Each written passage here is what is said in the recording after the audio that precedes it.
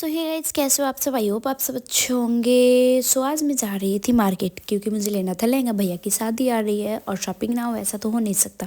और ब्राइडल के लिए भी हमें कुछ शॉपिंग करनी थी, इसलिए मैं मम्मी और फुआ सब जा रही थी मार्केट के लिए। और ये देखिए हमारे इंडिया नेपाल के बॉर्डर पे कॉस्टम एरिया पे कितना अच्छा बनाया हुआ है, आई लव बीरगंज। एक साइड लिखा हुआ है आई लव बीरगंज और दूसरे साइड बनाया गया है इंडिया नेपाल का नक्शा, वो भी हैंडशेक के साथ। और वहाँ पे बहुत ज़्यादा लोग सेल्फी वगैरह भी लेते हैं and that's the best thing.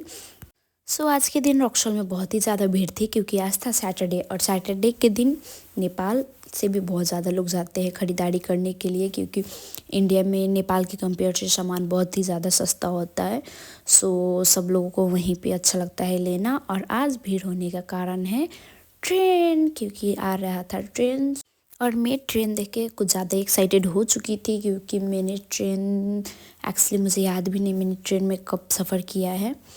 और इतने पास से ट्रेन देखना बहुत ही अच्छा लग रहा था क्योंकि आज तक मैंने तो सिर्फ फिल्मों में ही ट्रेन देखा था, आज रियल में देख रही थी। सो मुझे बहुत ज़्यादा एक्साइटमेंट थी और मैं देख रही थी। उतने में ही लोग बोलने लगे पीछे जाओ दूसरा ट्रेन आ रहा है। सो पीछे हम सब बैक हो गए। उसके बाद दूसरा ट्रेन आया और ये था मालगाड़ी, जिसमें आई थिंक रेत वगैरह थी क्योंकि हमें थोड़ा थोड़ा दिख रहा था कि ये रेत है। सो हम ट्रेन का जाने का वेट कर रहे थे कि ट्रेन जाए तो हम उस पार जाके अपनी शॉपिंग कंटिन्यू कर सके। इतना बड़का लगी जाए कि नामे ना लेते रहा, उतने में नज़र पड़ल हो देखो के कौन गोड़ लोग होता। ये कहनी है भाई, अगर पटरी बदल जाए तो जेबा उनका राम नाम सत्य हो जाए।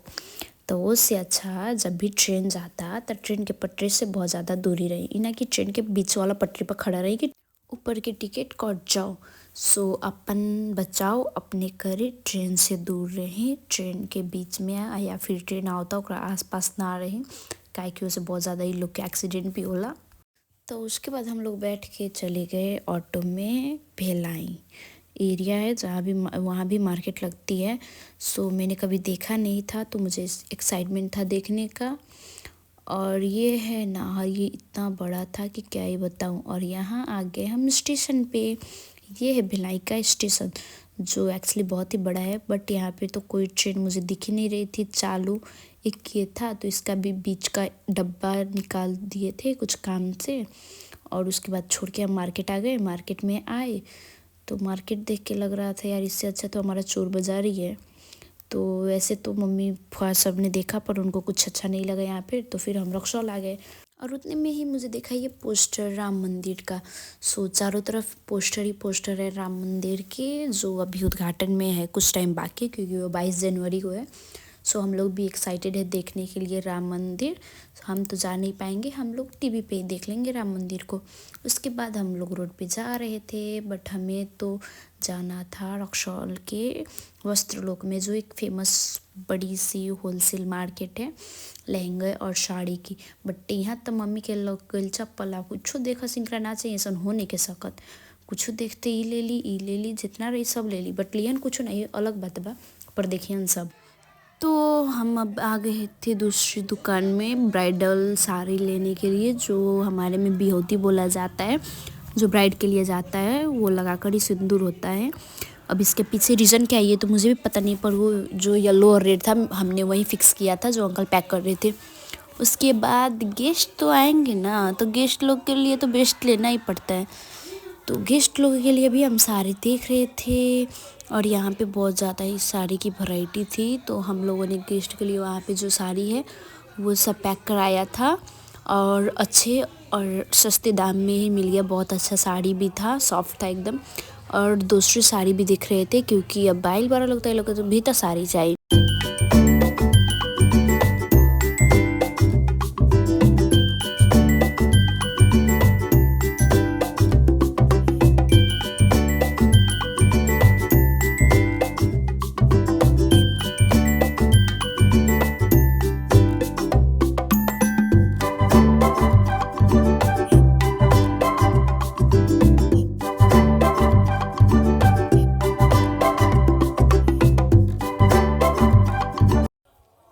सो कपड़े सब पैक हो गए थे और हम जा रहे थे अब कपड़े लेके दूसरी दुकान पे, क्योंकि मुझे लेना था जो लहंगा। तो मुझे यहाँ पे तो लहंगा अच्छा लगा ही नहीं, तो मैं जा रही थी दूसरे दुकान पे लहंगा लेने के लिए और मैं आगे आगे, ये लोग पीछे पीछे आ रहे थे। और दुकान तो बहुत सारे हैं यहाँ पे, बट हाँ लहंगा की क्वालिटी कोई कोई अच्छा रखता है। और उसके बाद हम जा रहे थे दूसरे शॉप पे।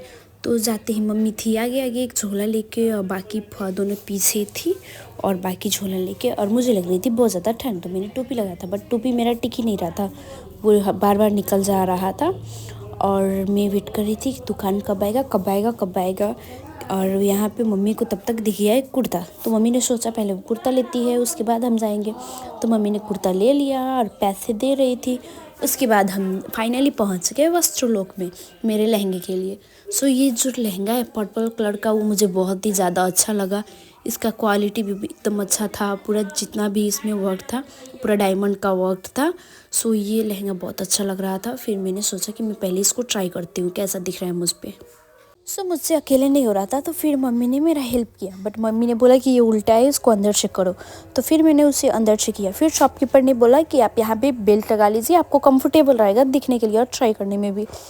तो मैं बेल्ट लगा रही थी। बेल्ट लगाने के बाद मुझे पता नहीं लग रहा था कि कैसे लगाऊँ। फिर याद आया टाँसने वाला है, तो उसको टाँस के फिर मैंने दुपट्टा ट्राई किया।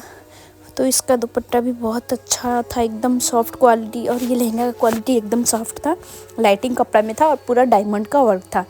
सो मैं इसको देख रही थी शीशे में कि कैसा दिख रहा है, बट अच्छा से मेरा फेस रिकॉर्ड नहीं हो पाया। सो अभी मेरा फेस आ रहा होगा अच्छे से। और मैंने ये लहंगा को ट्राई किया तो ये मुझे बहुत ज़्यादा ही अच्छा लगा। सोचा मैंने यहीं ले लूँ, बट फिर सोचा कि चलो एक दो और ट्राई कर लेते हैं, कौन सा अच्छा लगेगा उसको ही लेते हैं।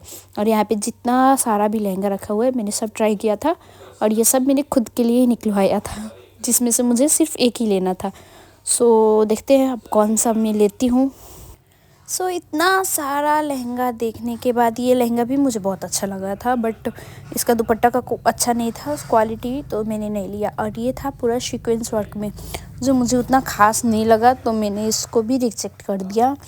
और इतना सारा लहंगा देखने के बाद मैंने एक लहंगा डन किया।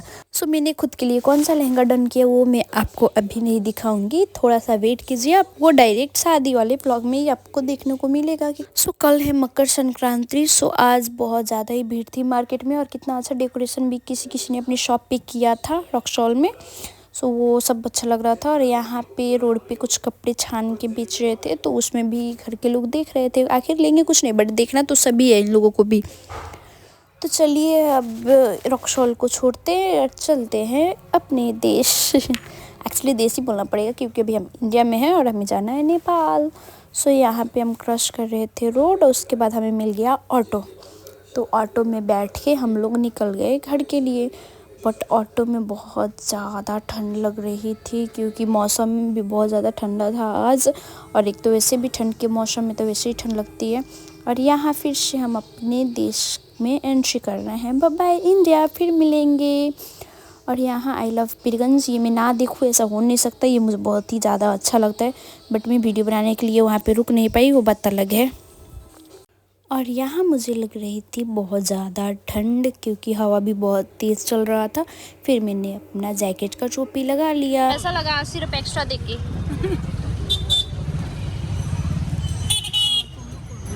कोनो कोनो ऑटो वाला ने भाई छोटा रहला सन देख के बैठे लगल जनहित में जारी।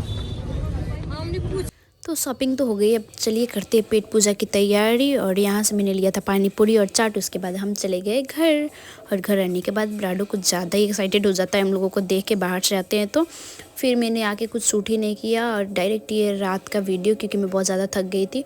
और कितनी भी थकी हूँ, रात को तो इन लोगों को खाना डालना ही है बाहर के कुत्तों को, तो इनको खाना तो डाल दिया था, पर पानी इनके लिए लेकर आई थी। सो मैंने पानी डाल दिया था और ये खुद ही पानी पी लेते हैं। और इसके बाद मैं इन लोगों को पानी डाल के आ गई घर पे। उसके बाद कल है मकर संक्रांति, तो मैं आके बनाने लगी मम्मी के साथ मिलके तिल के लड्डू। सो पहले तो हमने तिल को बहुत अच्छे से भूटा, ये है ब्लैक तिल, तो उसके अच्छे से भूटने के बाद हम वाइट तिल को भी लेके वैसे ही भूटेंगे। तो मेरा हाथ दर्द करने लगा था, तो फिर मम्मी भूट रही थी। और भूटने के बाद फिर मैंने बोला कि दीजिए मैं भूट दूँगी, तो मैं भूट रही थी उसको। सो उसे अच्छे से चलाना पड़ता है, अच्छे से भूट जाए। तो उसके बाद हमने लिया गुड़ को, और गुड़ में थोड़ा सा पानी रखते हैं, उसके बाद गुड़ रखते हैं और उसको 10 मिनट के लिए छोड़ देते हैं। और उसे बीच बीच में चलाना भी होता है। और यहाँ मैं चला रही थी और उसकी कंसल्टेंसी को भी चेक कर रही थी कि हुआ कि नहीं हुआ, बट अभी थोड़ा टाइम था। सो अब लग रहा है ये गुड़ हो चुका है। तो यहाँ पे गुड़ हो गया था, तो उसको हमने फिर रख दिया तिल में और उसको अच्छे से फेंट दिया। और फेंटने के बाद लगे हम उसके लड्डू बनाने। तो लड्डू बनाने के लिए पहले हाथ में लेना पड़ता है थोड़ा सा पानी, क्योंकि वो ज़्यादा हाथ सूखा होगा तो फिर तिल गुड़ है तो गुड़ हाथ में टसेगा, इसीलिए पानी को हाथ में थोड़ा सा लगाकर उसके बाद हम तिल के लड्डू बांधने लगे हैं। और ये जो है ना मेरे फेवरेट काम है, मुझे बहुत ज़्यादा ही अच्छा लगता है तिल के लड्डू बनाना। और मम्मी के साथ बैठ के मैंने बहुत सारा पूरा तिल का लड्डू बना लिया था। उसके बाद आया उसके बाद हमने बनाया मुरमुरे के लड्डू। तो ये काम मैं नहीं कर रही थी, मम्मी और दोनों फूफा मिल के कर रही थी, क्योंकि मैंने तिल के लड्डू बनाया और दिन भर के मार्केट के कारण मैं बहुत ज़्यादा ही थक गई थी, तो मैं बैठ के देख रही थी। और इतना सारा बनने का रीज़न है क्योंकि हमारे में जाता है बाइन बोलते हैं जो सनेस जाता है। तो फुआ लोग के घर पे हमारे यहाँ सनेस जाता है, तो मम्मी बनाकर उसे पैक कर रही थी फुआ लोगों के लिए, क्योंकि कल जाएगा वो उनके घर पे। तो यहाँ पे हम तीनों फुआ के लिए पैक कर रहे थे और मैं बैठ के देख रही थी। पर कुछ का मिल के काम करे में बहुत ही ज़्यादा मज़ा आवेला, तो हम बैठ के देखत रहनी हाँ। और इतना सारा बना के पैक कर दिली मम्मी। तो चलिए अब आज का ये ब्लॉग यहीं पे ख़त्म करते हैं। बाय बाय, मिलते हैं नेक्स्ट वीडियो में। और मेरे वीडियो को लाइक कर देना, सब्सक्राइब कर देना और शेयर भी कर देना। Thank you.